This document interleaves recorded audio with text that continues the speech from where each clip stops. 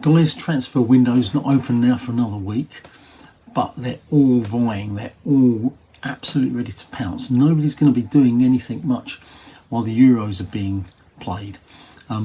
Players are not going to make decisions, so it's all happening now or after the Euros.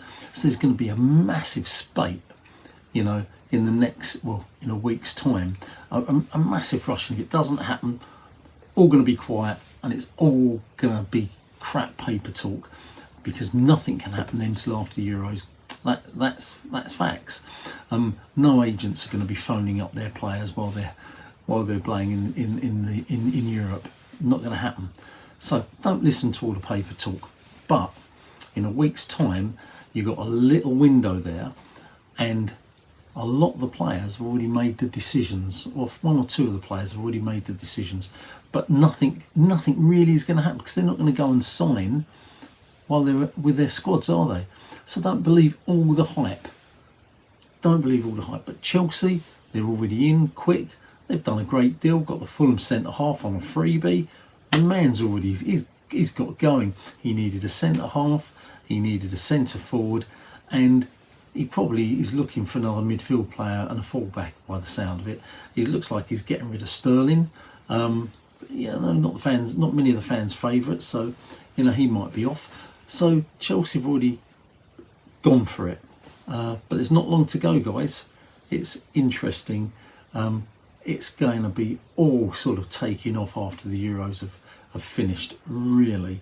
And you've got to remember, a lot of the players who have been there are going to be shattered. They've had long seasons, and they're then going to play in the European Championships, and then they're going to come back, and then the clubs are going to give them a little bit of a rest, but they're going to want to take them off on tours. They're going to want to sort of get them playing with the new teammates that are coming on board. So, you know, next season, I hope they get a good enough rest, some of these players, because it's been a busy old season for them. You know, you look at Saka, you know, he looked tired.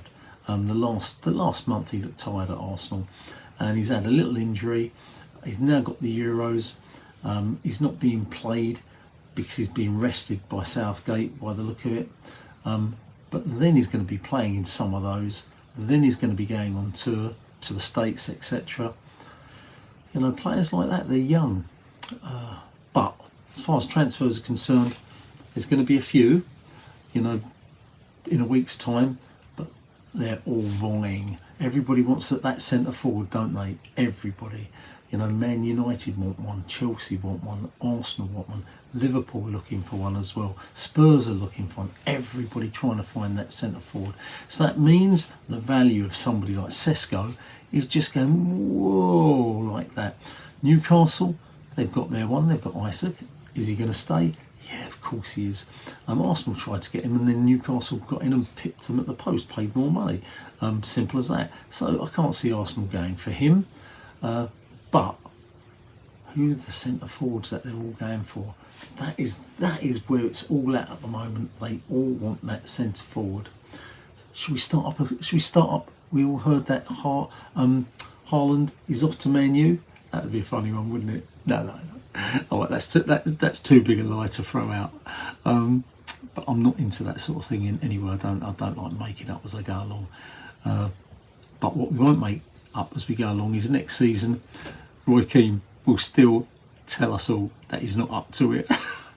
Right, guys, transfer season open soon. Watch out, but don't believe all the hype.